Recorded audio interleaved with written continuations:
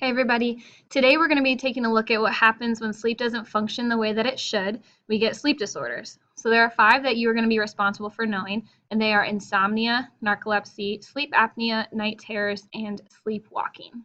So let's get started. First, we're going to look at insomnia. So what is insomnia? Insomnia is when you have a hard time falling asleep at night or staying asleep. So you just might wake up over and over and over again in the night, and then when you do wake up in the night, you can't go back to sleep. So it's problems staying asleep essentially. It affects about 1 in 5 people, so it's our second most common sleep disorder. And what causes it?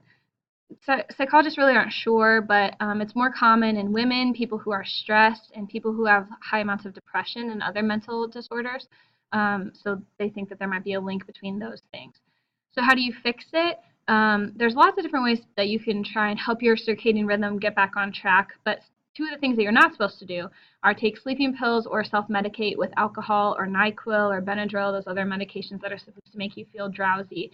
Because what these medications will do is they'll knock you out, but they prevent you from going into REM. And if you're not cycling through all four of those stages of sleep, you're going to wake up feeling drowsy and you're not going to wake up feeling rested after your night's sleep. So what does fix insomnia? There are lots of things that you can do. Relaxing with a dim light, so making sure that you're not using that blue light that we talked about from electronic devices. Not drinking caffeine ever, because some people with insomnia are super sensitive to caffeine and it can linger with them into the night. Drinking a glass of milk.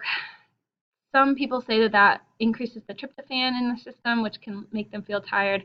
Psychologists have shown that really there's not enough tryptophan in a glass of milk to make you feel tired, but what it is really the placebo effect. And hey, if that works, then it still works. So you can try that.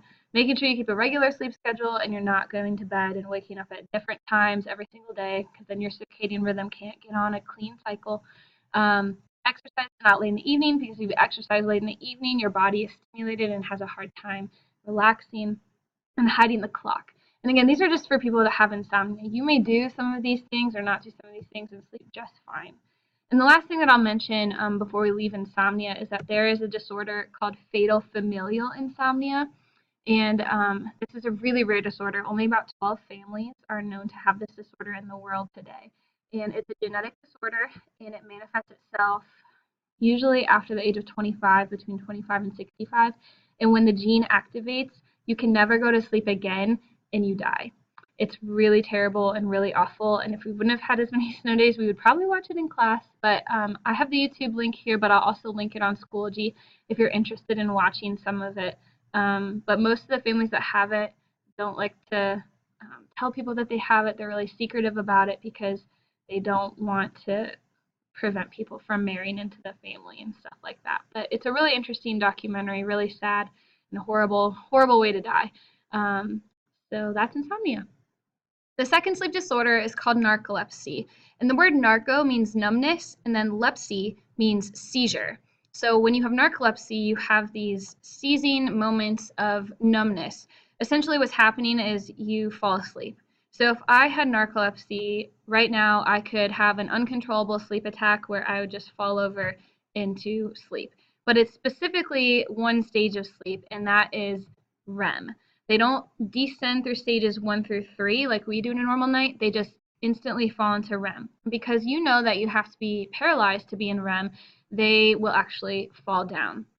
So this disorder is brief in that when they have these sleep attacks, they last less than 5 minutes, but they could have many attacks during the day. So this is a really dangerous and disruptive disorder to your life, because if you're trying to work or drive, or most people with narcolepsy can't drive, because if they feel that sleep attack coming on, they could fall asleep while driving. It's really dangerous. This is the most rare disorder. Only about 1 in 2,000 people have it, but I would argue that it's probably the most severe sleep disorder that's out there. And so what I'd like you to do right now is I want you to pause the video and then go back to that worksheet from Schoology. And I've linked about 5 quick clips on people and animals that have narcolepsy. And I want you to watch them so you can see what it looks like to have this uncontrollable sleep attack. Now, some of them are funny, and I get that, but just make sure you remember that this is a really severe disorder and it really stinks if you have it. So pause the video and go watch those now. Sleep disorder number 3 is called sleep apnea, and the word apnea means with no breath. So when you have sleep apnea, you literally stop breathing in your sleep. And it's associated with heavy, deep snoring. And so what happens when you snore is your windpipes in your uvula is kind of getting stuck, and that's what makes that snoring noise. But what happens with sleep apnea is it gets stuck so much that it blocks your airway and you can't breathe. And so what happens over and over all night long is that, well, when you stop breathing, you need to breathe to survive. So your body will wake itself up. And so over and over in the nighttime, they'll fall asleep, their windpipe will get blocked, and then they'll wake themselves up. But they don't really know that they keep waking up. It's almost as if like you and I would wake up in the middle of the night and just roll over or something. That kind of is what it feels like to them. And so they are super tired every morning because they don't understand, because they haven't been sleeping, they haven't been cycling through those stages. Their body's waking them up every minute or two in order to gasp for air. And so this is the most common sleep disorder because it is linked to our obesity epidemic, and it is just on the rise because as people become more unhealthy, sleep apnea tends to go up. It mostly affects obese men and then adults that are over the age of 65 because their windpipes are just weaker because they're older. How do you treat it? You can do surgery to try and fix some of the structural changes that are taking place in your throat, but really the number one treatment is called a CPAP mask, and it stands for continuous positive airway pressure, and it's a mask that you have to wear for the rest of your life that just pumps oxygen at a very pressurized rate into your nose and into your mouth so that it forces your windpipe to stay open. And so this is a picture of one that's covering the nose and the mouth. You can get one that just covers your nose, and then they've recently come out with ones that are cordless and they don't sound as loud because what's the problem with these two is that they're really loud. And a lot of times if you're married, you have to have a different bedroom than your spouse because your spouse can't sleep because of the noise. But this one, they're making a lot of progress in that. It's a lot quieter and it's able to allow people to sleep at night. So this is the video of a man who's sleeping, but he's currently not breathing. I'm going to show you how long he goes without breathing. You're going to see what sleep apnea is as he cycles through all night long. So currently it's been 16, 17 seconds he's taking a breath.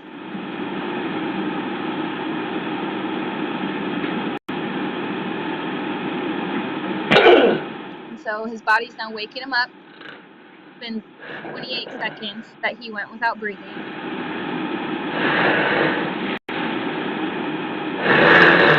You're going to see him take a few breaths.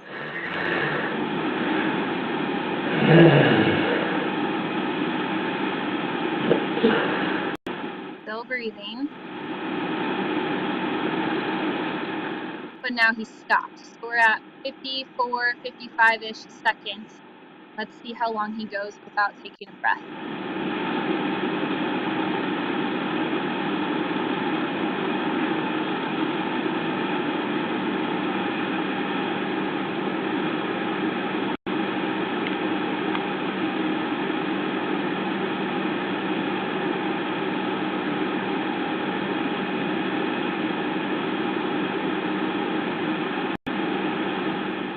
So he's at about 30 seconds right now without breathing.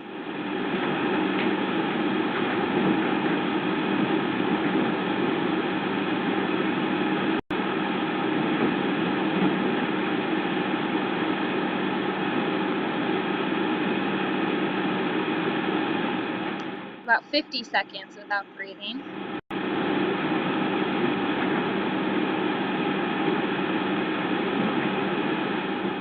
Okay, so 55. So really, he's gone a minute without breathing. And so your body's not going to let itself die in the middle of the night. So it's going to wake him up every minute or so. Breathe. And this is why when sleep apnea patients in the morning, they're super tired and they're super tired all day because they're not getting sleep.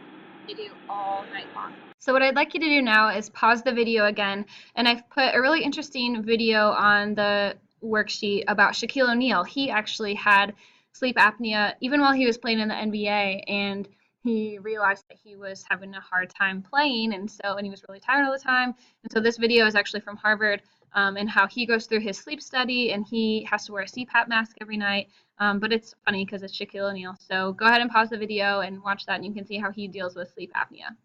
The next sleep disorder is called night terrors, and it's really important not to confuse night terrors with nightmares. A nightmare is a bad dream, meaning that it occurs in REM because it's a dream. A night terror occurs in stage non-REM 3, so it's not a bad dream. So what is a night terror? A night terror is when someone wakes up in the middle of the night and they might start screaming and running around and they appear terrified. It seems like they're having a really bad dream. And so you go over to them and you wake them up and you say, "What's wrong? Are you okay?" But they don't remember anything. So it's just as almost as if they're experiencing something really traumatizing and scary in their head, and they're running around like a crazy person. So when I'm done here in a second, I'll have you watch a video of what it looks like when someone has a night terror. If you don't know anything about it, it's pretty scary to watch. It can kind of seem a little bit demonic, but it is an actual disorder. I guess what else do we need to know about night terrors? Just make sure you know it's not a nightmare. When you wake them up, they don't remember anything. It targets children because children, as we learn, spend more of their time proportionally than adults in non-REM 3 because that's the stage in which you do most of your growing. It's your deepest stage of sleep. And so a lot of times if a child has this, they can grow out of it as they get older. The last sleep disorder is sleepwalking, also called somnambulism. And sleepwalking is another non-REM 3 disorder. It takes place only in your deepest sleep. And it's just essentially when you get up and you walk around during your sleep. If you've never seen it, it's really freaky the first time you've seen it. Also can sometimes be seen as demonic if you don't know what's going on.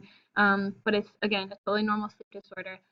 We can share stories about who sleepwalks and stuff when we're back in class. But I remember the first time I saw it, I was really freaked out by it. But about 10% of all people will experience this in their lifetime. And again, children are the largest group that experience it because they have more time in non-REM 3. Not recalled the next morning. And I guess I had a really interesting story from a student at my last school. She actually was sleep driving. She woke up in the middle of the night on the highway in her car and was driving.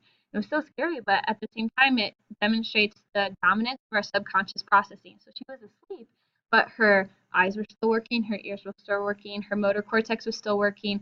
So she was still able to drive, which is a really interesting phenomena. But we'll talk more about sleepwalking tomorrow. So if you need a mnemonic to remember all of these sleep disorders, we've in the past always used not so normal igloo sleepover. You can use whatever you want.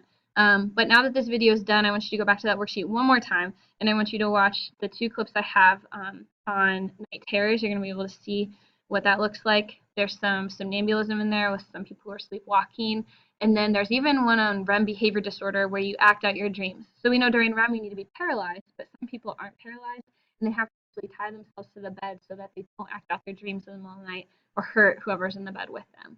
And so thanks for watching, and I'll see you guys tomorrow in class after you watch those videos.